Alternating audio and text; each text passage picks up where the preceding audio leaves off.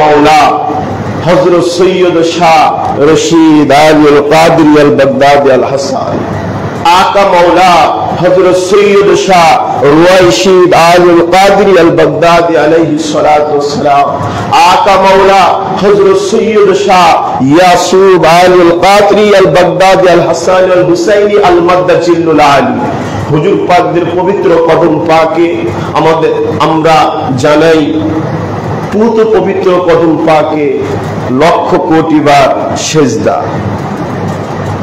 আজ সেই পঞ্চম মোবারকপূর্ণ রাত, ইমামে আলী মাকাম ইমাম পাকের এই কারবালার জমিনের সফরটা শুরু হয়েছিল মদিনা শরীফ থেকে এবং 28 রজব থেকে ইমাম পাকের সফরটা শুরু হয়। মক্কা থেকে ওনার সফরটা শুরু হয় 8ই জিলহজে। মুহররম পাকে উনি হাজির হন, উপস্থিত হন 2রা মুহররম পাকে। 2রা মুহররম পাক থেকে শুরু করে নিয়ে আজ 5ই মুহররম পাকের রজনী ইবনে জিয়াদের সৈন্যদের হাতে ইমাম পাকের কাফেলা পাক বন্দিরত অবস্থার মতো রয়েছে। কারণ ইমামকে এই কারবালা কেন ইমাম পাককে দাওয়াত করে নিয়ে আনা হয়েছিল, কি বলে? বায়াত হবে। এই যুদ্ধটা প্রকৃত বায়াত নিয়ে, হাত দিয়া নিয়ে। ইমাম পাক তাদের ডাকে সাড়া দিয়েছেন, তাদের দাওয়াতে সাড়া দিয়েছেন। উনি বায়াত করতে এসেছিলেন, উনি বায়াত হতে আসেননি, বায়াত করতে এসেছিলেন এবং ওনাকে মওলা পাকের হাত মুবারকের উপরে বায়াত হবেন দেখে ওনাকে হাজার হাজার চিঠি দিয়ে দাওয়াত করে নিয়ে আসা হয়েছিল। এই যুদ্ধটা মূলে হাতের যুদ্ধ হয়েছে। কিসের যুদ্ধ ভাই? হাত। কারণ ইমামে আলী মাকাম বলেছেন যে হুসাইনের হাত কারবালাতে ইয়েজিদের সৈন্যদের ইবনে জিয়াদের শিমারের হুরমালারকে তাদের সামনে করে নিয়ে বলেছেন যে আজকের যে আমার হাত দেখতে পাচ্ছ, এই হাত হুসাইনের হাত নয়, এই হাত নানা রহমাতুল লিল আলামিনের নবুয়ত রিসালাতের হাত আছে। কারণ এই হাত যদি হুসাইনের হতো, মাওলা হুসাইন কোনো কম্প্রোমাইজ করেন নাই। ওই দিন যদি মাওলা হুসাইন পাক ইয়েজিদের হাতে কম্প্রোমাইজ করতে গেতেন, ইসলাম, নবুয়ত, তাওহীদ, বেলায়াত ওখানেই মিটে যেত। ইমাম পাক কম্প্রোমাইজ না করে ইমাম পাক কি ঘোষণা দিলেন? ইমাম পাক ঘোষণা দিলেন যে মাথা দিতে রাজি আছি, আমার এই হাত দিতে পারবো না। কারণ এই হাত শুধু মাওলা হুসাইনের একার হাত নয়, এই হাত বাবা মাওলা মুশকিল কোশার বেলায়াতের হাত আছে। এই হাত নানা রহমাতুল লিল আলামিন নবী পাকের রিসালাতের হাত রয়েছে। এই হাত ইয়াদুল্লাহি ফাওকা আইদিহিম, এই হুসাইনের হাত আল্লাহ তাআলার কুদরতি হাত রয়েছে। কোরআন আল্লাহ তাআলার কুদরতি হাত রয়েছে। আমরা যারা মাওলা হুসাইনের আওলাদ পাকের হাতে বায়াত হয়েছি, ইয়াদুল্লাহি ফাওকা আইদিহিম, আমরা প্রত্যেকেই রিসালাত, বেলায়াত এবং আল্লাহ পাকের কুদরতি হাত ধরে বসে আছি। বলেন সুবহানাল্লাহ। আমাদের এত নসিব, এত নসিব, আমরা আল্লাহর হাত ধরেছি, আমরা নবী পাকের হাত ধরেছি, আমরা মাওলা মুশকিল কোশার বেলায়াতের হাত ধরে আছি। আল্লাহু আকবার। গতকাল আলোচনা ছিল, আজকে আমি কোরআন থেকে সাবিত করব কারবালা কোরআনে আছে কিনা। আপনারা হাদিসের অনেক বর্ণনা শুনেছেন, আরো শুনবেন, অসংখ্য হাদিসের বর্ণনা। সূরা আত-তাওবা 111, 152 আয়াত, পারা নাম্বার 11, পৃষ্ঠা নাম্বার 10। আল্লাহ তাআলা ইরশাদ করছেন, বিসমিল্লাহির রহমানির রহিম,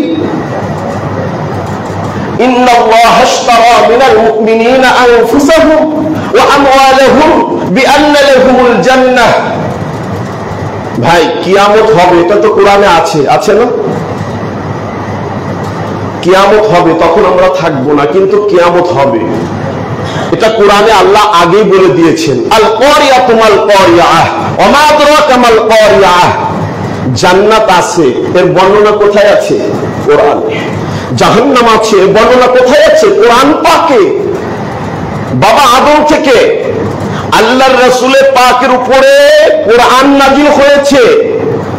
রাসূলে পাক থেকে শুরু করে দুনিয়ার সূচনা থেকে শুরু করে কিয়ামত পর্যন্ত হাসর, মিজান, কুল সিরাত সবকিছুর বর্ণনা কোথায় আছে? কোরআনে আছে। ভাই কিয়ামতের কথা যদি কোরআনে থাকতে পারে, হাসরের ময়দানের কথা যদি কোরআনে বর্ণনা থাকতে পারে, জান্নাত জাহান্নামের কথা যদি কোরআনে বর্ণনা থাকতে পারে, আমার মাওলা হুসাইনের কারবালার কথা কেন কোরআনে থাকবে না? কথা বলেন ঠিক কিনা? এই জন্য আল্লাহ বলছে সূরা বাকারার মধ্যে, ফাযকুরুনি আযকুরুকুম ওয়াশকুরুনি ওয়ালা তাকফুরুন। আমাকে যে স্মরণ করে আমি আল্লাহ তাকে স্মরণ করি। আল্লাহ আপনাকে তো স্মরণ করার অনেক মাধ্যম আছে, কালেমা, নামাজ, রোজা, হজ, যাকাত, অনেক ভাবে আল্লাহকে স্মরণ করা যায়। আল্লাহ যে আপনাকে স্মরণ করে আপনি তাকে কিভাবে স্মরণ করেন? তা আমাকে স্মরণ করেছে কারবালার জমিনে মাওলা হুসাইন, আমাকে স্মরণ করছে মাওলা মুশকিল কুশা, আমাকে স্মরণ করেছে মা ফাতিমাতুজ জাহরা, আমাকে স্মরণ করেছে মাওলা হাসনাইন, মাওলা কারামাইন। কিয়ামত তাক পর্যন্ত আমি আল্লাহ আহলে বাইত পাকের জিকির, আহলে বাইত পাকের স্মরণ করতে থাকবো। আজ এই কারবালার ময়দানে মাওলা হুসাইন আল্লাহর সামনে দাঁড়িয়ে গোটা কায়নাত অপেক্ষায় নবী পাক পর্যন্ত বলল, হুসাইন আমার বেটা, আল্লাহ তোমার শাহাদত দেখার জন্য অপেক্ষা করতেছে। আল্লাহু আকবার, আল্লাহ অপেক্ষা করতেছে মাওলা হুসাইনের শাহাদত পাক দেখার জন্য। এই জন্য আল্লাহ কোরআনে বলেছে, ফাযকুরুনি আযকুরুকুম ওয়াশকুরুলি ওয়ালা তাকফুরুন। আল্লাহকে যিনি যারা স্মরণ করে, আল্লাহ পাক ওই বান্দাদের স্মরণ করে। এই মজলিস পাক গতকালে বলেছি, যত ফতোয়া দেবে আলেমেরা, যত বেদাত শিরক বলবে, এই মজলিস পাক মরচিয়া নওপাক কিয়ামত তাক পর্যন্ত, কিয়ামত পর্যন্ত আল্লাহ বুলন্দ করতে থাকবে, বাড়াইতে থাকবে। কারণ এই জিকির আমরা করি না, এ স্মরণ শুধু আমরা করি না, স্বয়ং আল্লাহ মাওলা হুসাইনের জিকির এবং স্মরণ করে। কোরআন কে বলছে? আল্লাহ পাক। এবার আসুন সূরা আত-তাওবা আয়াত নম্বর 111, 112। এই পৃথিবীর সমস্ত কিছু কোরআনে আছে। যা কিছু আল্লাহ ঘটিয়েছে আমরা চোখে দেখি আর না দেখি, আসমান জমিন লৌহ কুরসি কলম সবকিছু কোরআনে আছে। কারবালা কেন থাকবে না? কারবালা যদি ধর্ম হয়, তা ধর্মের নামাজের কথা যদি কোরআনে থাকে, কারবালার কথা থাকবে না কেন? কারণ নামাজের নামাজ হচ্ছে মাওলা হুসাইন, জাকাতের জাকাত হচ্ছে মাওলা হুসাইন, কুরবানির কুরবানি হচ্ছে মাওলা হুসাইন। আর সেই মাওলা হুসাইনের কারবালার কথা কোরআনে পাবো না, কোরআনে থাকবে না, এটা তো হতে পারে না। এটা হতে পারে? আল্লাহ তাআলা বলছেন সূরা আত-তাওবা 111 নম্বর আয়াত, বিসমিল্লাহির রহমানির রহিম, ইন্নাল্লাহা আশতারা মিনাল মুমিনিন। আল্লাহ পাক বলছেন আমি কিছু মুমিনের সাথে, হাশতারা ইন্না নিশ্চয় আল্লাহ, মিনাল মুমিনিন কিছু মুমিনের সাথে চুক্তিনামা করেছে, চুক্তি করেছে। কি বিষয়ে? এই চুক্তিটা হয়েছে দুনিয়ার সৃষ্টির আগে আলমে আরওয়াতে। বলেন সুবহানাল্লাহ। কোথায়? রোজে আজলে আলমে আরওয়াহ। ইন্নাল্লাহা আশতারা মিনাল মুমিনিনা, কিছু মুমিন বান্দা এবং বান্দির সাথে আল্লাহ চুক্তি হয়। কি বিষয়? বিষয়টা কি? কি নিয়ে চুক্তি হয়? বিআমওয়ালিহিম আনফুসাহুম ওয়া আমওয়ালাহুম বিআন্না লাহুমুল জান্নাহ। বলেন সুবহানাল্লাহ। বিষয়টা হচ্ছে জান্নাত নিয়ে। আমরা সবাই জান্নাতের পাগল, তাই না? জান্নাতের পাগল কে না ভাই? এই দুনিয়ায় যত মানুষ ইবাদত করতেছে কিসের জন্য? স্বর্গ পাওয়ার জন্য। কিসের জন্য? জান্নাতে যাওয়ার জন্য। ঠিক কিনা বলেন?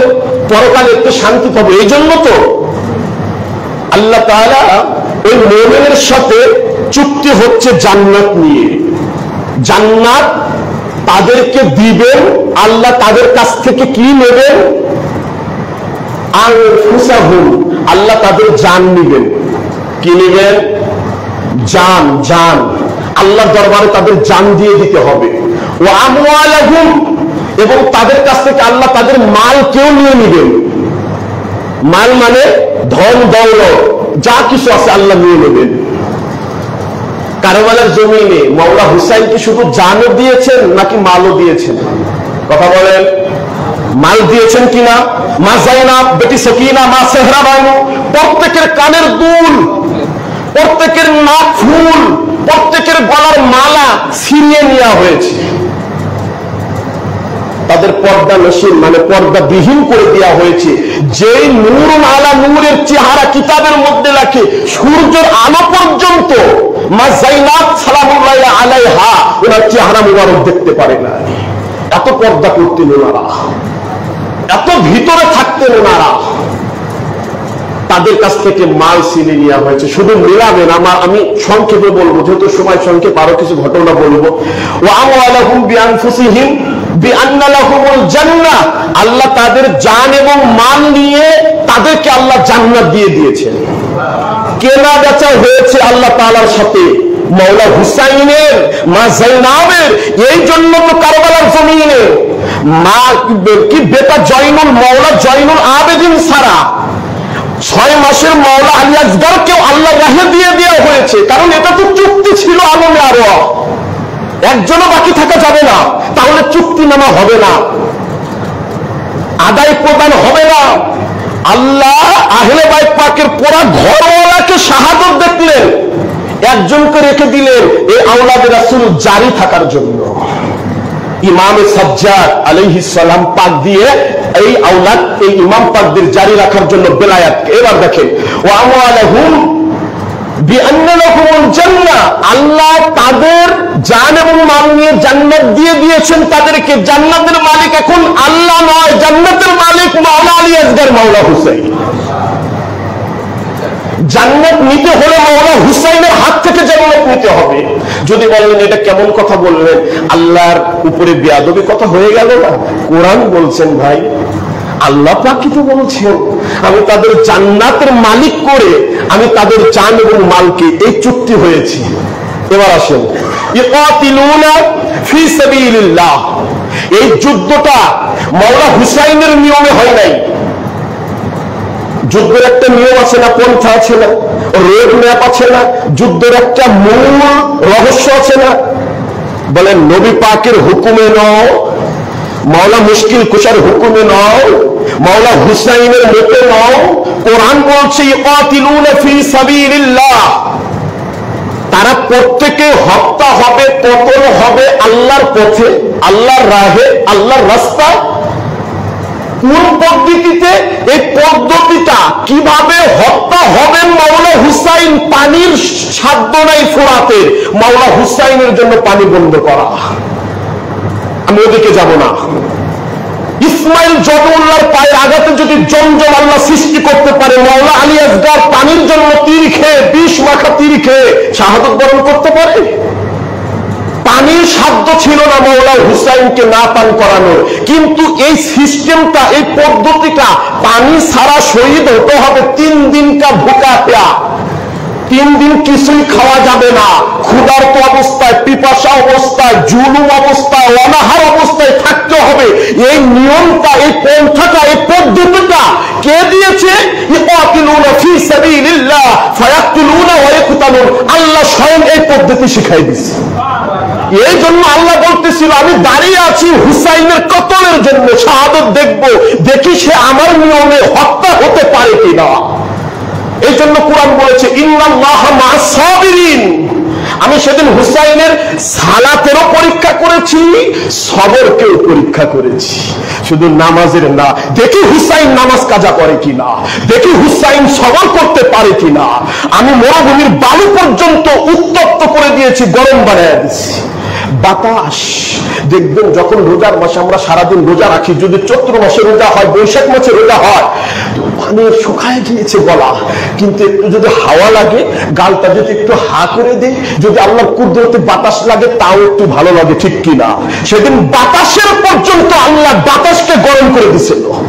হায় ভাই, এ কেমন দশা! বাতাস পর্যন্ত গরম। সূর্যের তাপকে বলা হয়েছে তাপ দিতে থাকো, মরুভূমির বালুকে বলা হয়েছে গরম হয়ে যাও।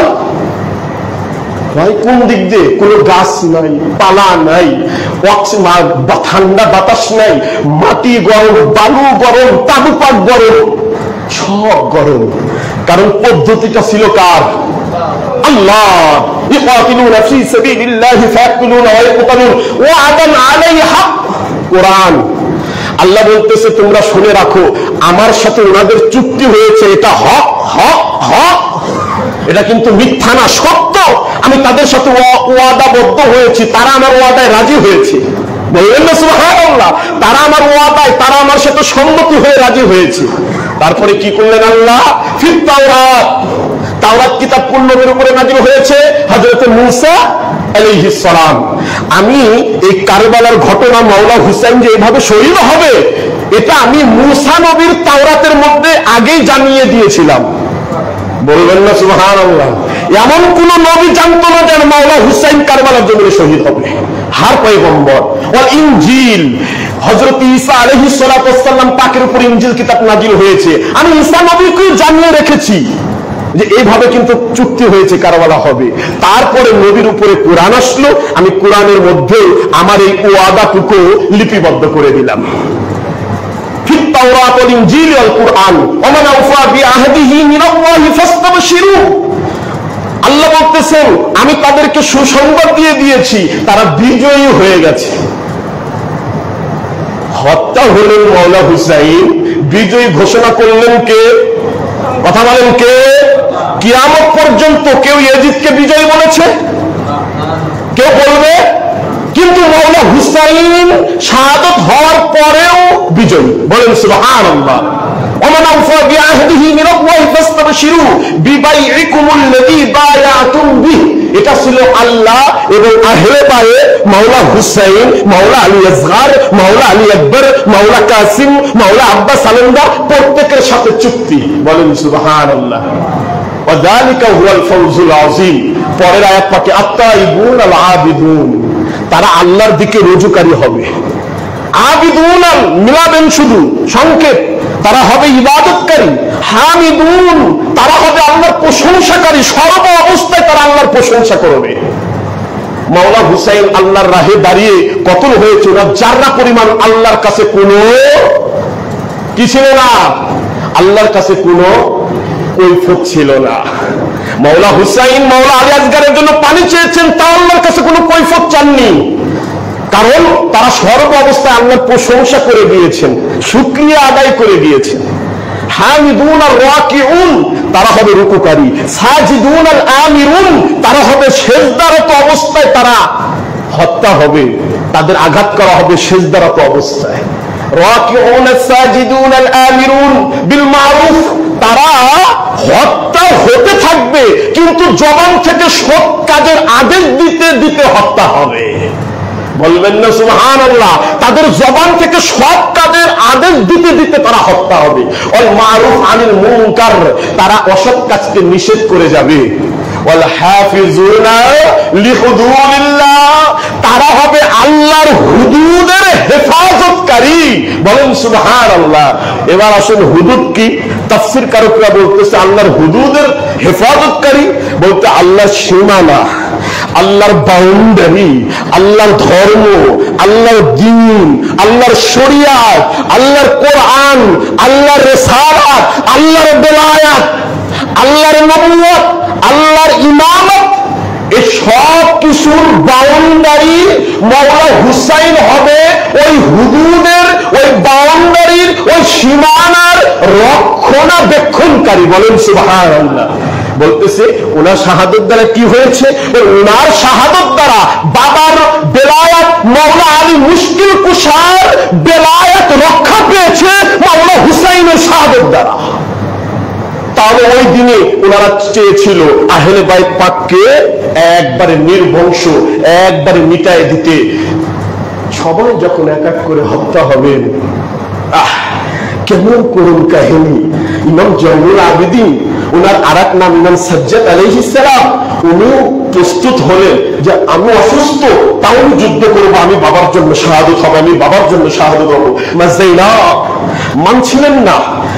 ইমাম মাওলা হুসাইন মা যায়নাবকে বললেন আমার বেটা আমার কথা শুনবে না, ও মানতেছে না, ও যুদ্ধ করে শাহাদত হতে চাচ্ছে। যেখানে মাওলা আলী আসগর শাহাদত হয়েছে, মাওলা আলী আকবর হয়েছে, মাওলা কাসিম হয়েছে, তখন মা জাইনাব বুঝাইলেন যে বুঝান, বুঝান, বেটাকে বুঝান, যদি আমার এই বেটা চলে যায়, এই আহলে বাইত, এই ইমামদের, এই জারি ইমামদের এই পথ, ইমামদের এই রাহাবা কে থাকবে দুনিয়াতে?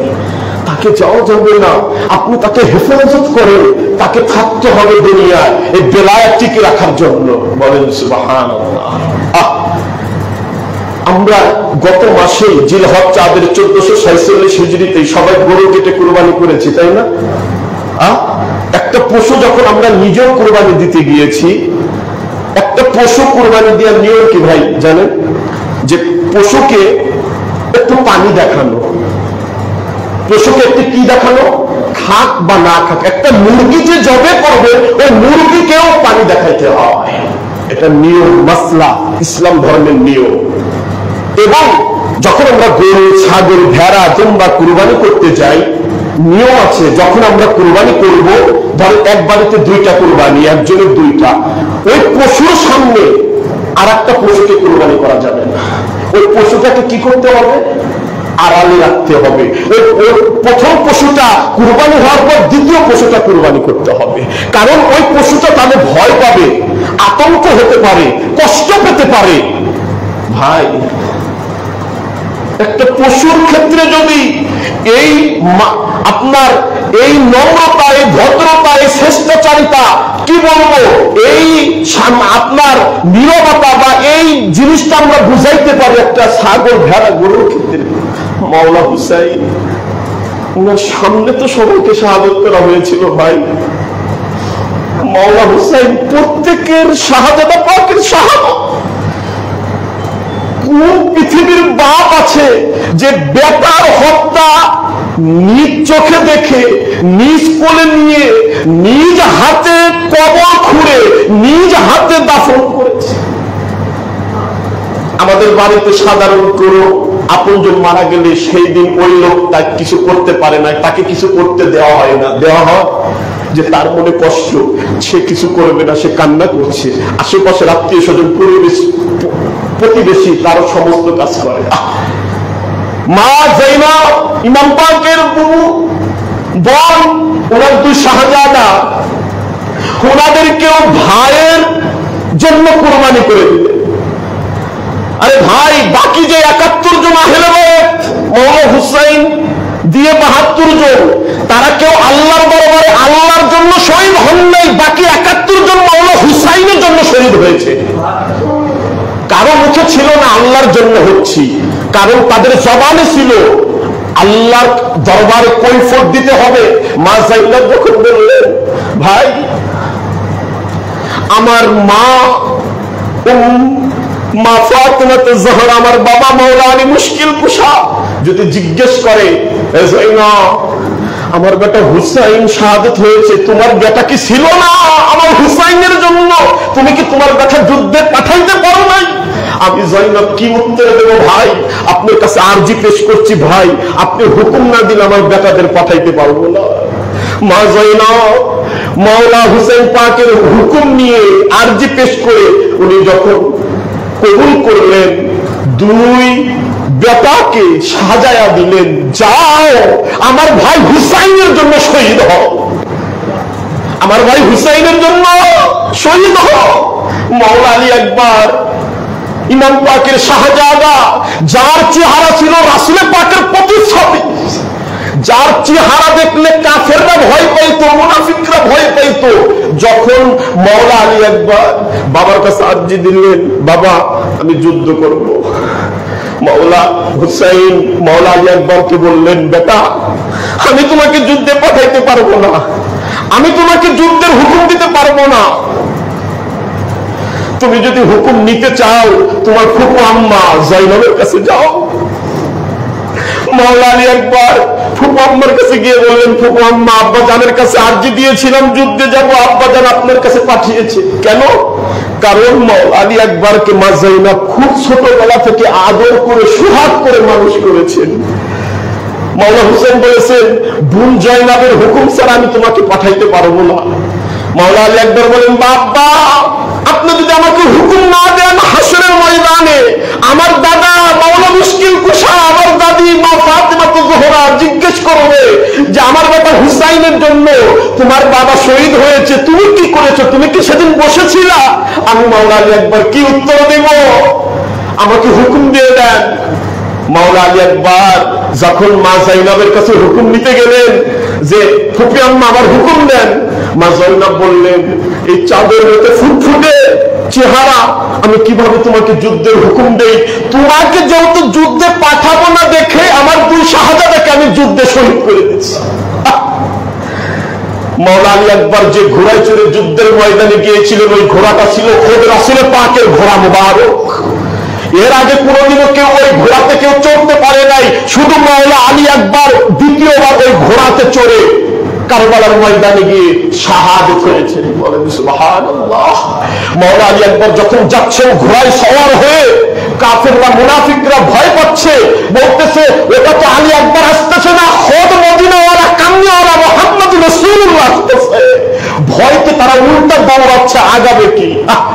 মাওলা আলী আকবর হত্যার পর হত্যা কচু কাটা করে দ্রুত চলে আসলেন। বাবা তুমি যদি একটু পানি দাও আমি আরো হত্যা করে দিতে পারবো কাফেরদেরকে, মুনাফিকদেরকে, একটুখানি পানি দাও না। বলে 3 দিন কোনো পানি নাই রে বাবা, পানি যদি থাকতো তাহলে তোমাদের কেন আমি পানি দেবো না?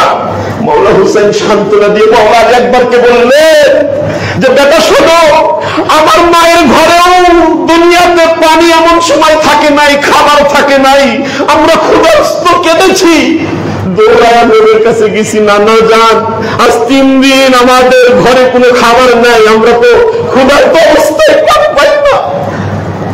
আমার নানা আমাদেরকে কোলে নিয়ে তিনার জিব্বা মোবারক আমাদের গালের মধ্যে ঢুকিয়ে দিছে। মাওলা আলী আকবর শোনো, আমার নানার জিব্বা চুষে আমরা একবেলা তৃষ্ণা মিটাইছি, 2 বেলা তৃষ্ণা মিটাইছি, আমাদের পেট ভরে গেছে নানার লালা মোবারক খেয়ে। তখন মাওলা আলী আকবর বললেন যে বাবা তাহলে আপনি ঠিক তাই করুন, আমার জিহ্বা মোবারকটা আপনি একটু চুষে দেন, আপনার গাল থেকে যেন আমি একটু আপনার লালা খেয়ে আমার তৃষ্ণা মিটাই।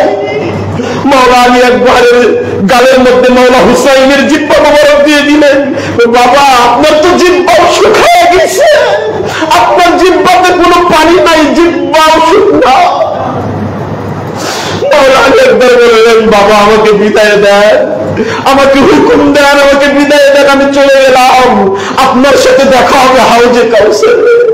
মাওলা আলী আকবর এভাবে শাহাদাত হলেন। মাওলা আলী আকবর 3 দিন কোনো পানি নেই তাবু পাকে, আমার সাহারা মানু আল্লাহ মাওলা হুসাইনের বিবি বললেন স্বামী গো আমাদের পানি না দেবে, এই মাসুম বাচ্চাতে একটু পানি দেবে, আপনি একটু নিয়ে যান না। মা এই কথা অনুরোধ করার পর স্বামীর কাছে মাওলা হুসেন মাওলা আলী আসগরকে ঘোড়ার উপরে শহর হয়ে করে নিয়ে যাচ্ছে। সূর্যের আলো লাগবে দেখে মাওলা হুসেন মাওলা আলী আসগরের চাদর দিয়ে ঢেকে রেখেছেন। যখন কাফেরদের সামনে গেলেন, কাফেররা মনে করলো যে মাওলা হুসাইন দেখে আবার কোরআন নিয়ে এসেছে। বলেন সুবহানাল্লাহ। তার ঢাকা, আরে ভাই ওটাই তো জিন্দা কোরআন, মাওলা আলী আসগর ছিলেন, মাওলা আলী আসগর তো জিন্দা কোরআন আছেন। যখন নিয়ে গেলেন মাওলা হুসাইন তাদের কাছে পানি চাইলেন যে আমার তোমরা চাও কিন্তু আমার আসগরের একটু পানি দাও। তারা কি বললেন যে পানি দিচ্ছি, পানি দিচ্ছি। এই কথা বলে 3 ফলক ওলা তীর বিষ মাখিয়ে তাদের টার্গেট মাওলা আলী আসগর না, হুরমালার টার্গেট ছিল মাওলা হুসাইনের বক্ষ। যখন তীর মারবে, তীর মারতে পারে না। ইবনে জিয়াদ বলে হুরমালা কি হয়েছে, তীর নিক্ষেপ করো।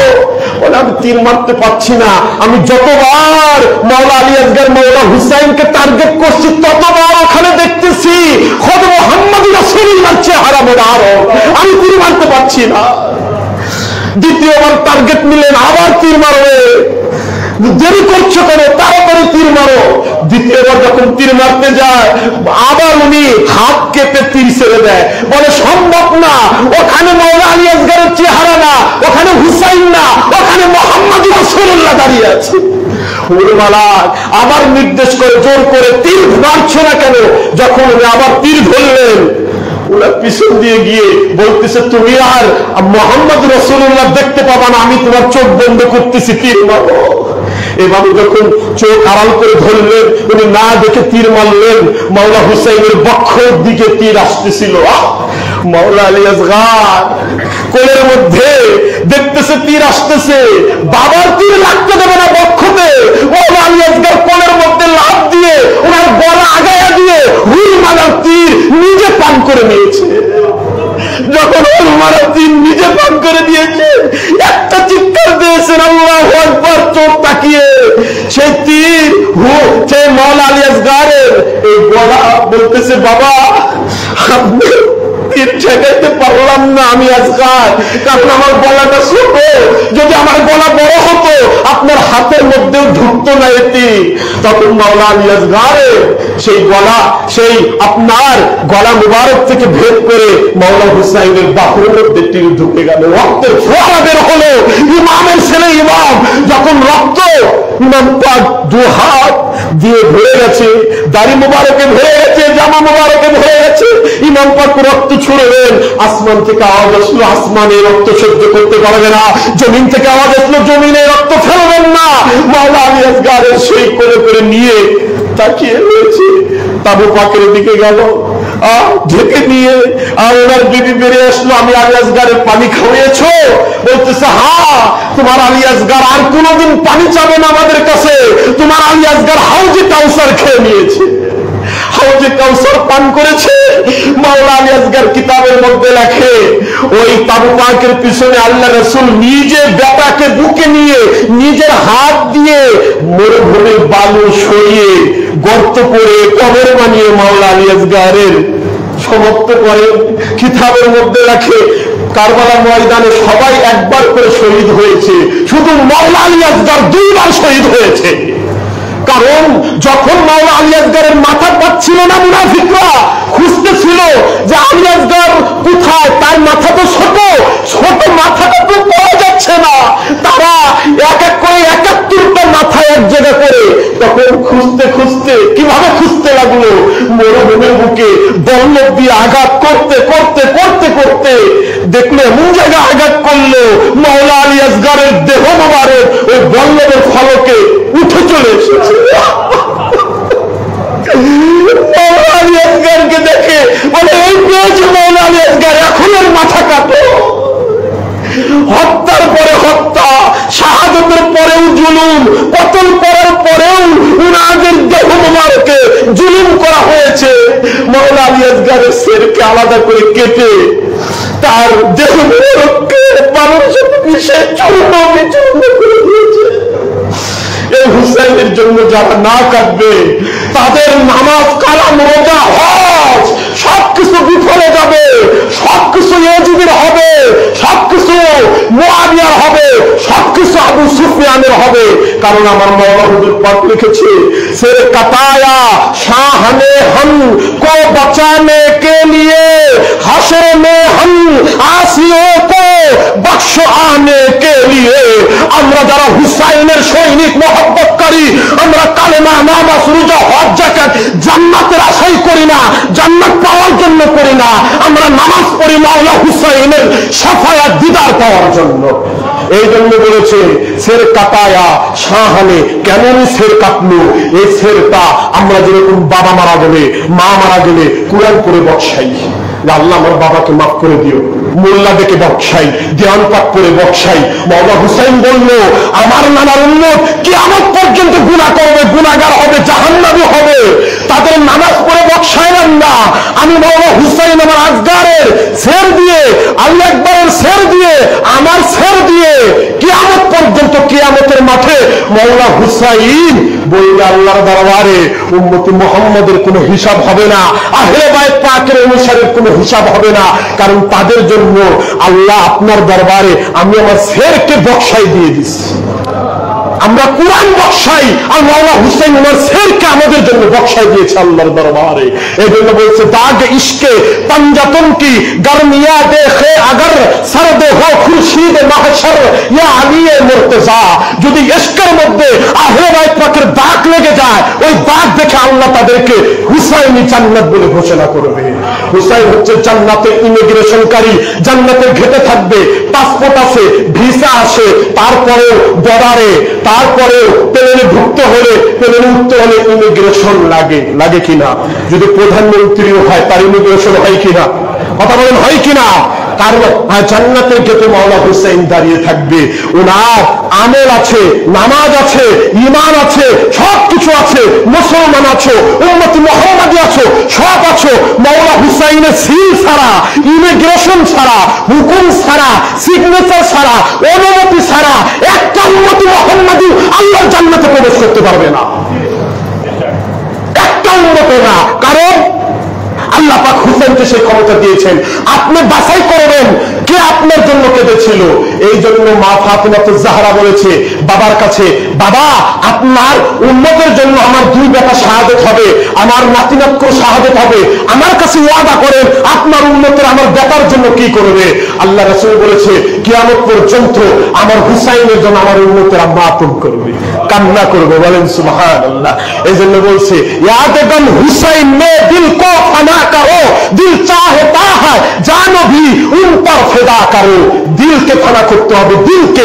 দিল যদি ফানা হয়, একবার যদি মাওলানা হুসাইন ওনার মিশনটাকে, কদম পাকে, তাজিয়া পাকে কবুল করে নেয়, পৃথিবীর কোন আমল, পৃথিবীর কোন নবী, পৃথিবীর কোন রাসূল, পৃথিবীর কোন গুনাহ আপনাকে ঠেকাইতে পারবে না। মাওলানা হুসাইনের মহব্বতের জন্য জান্নাতি হয়ে যাবে।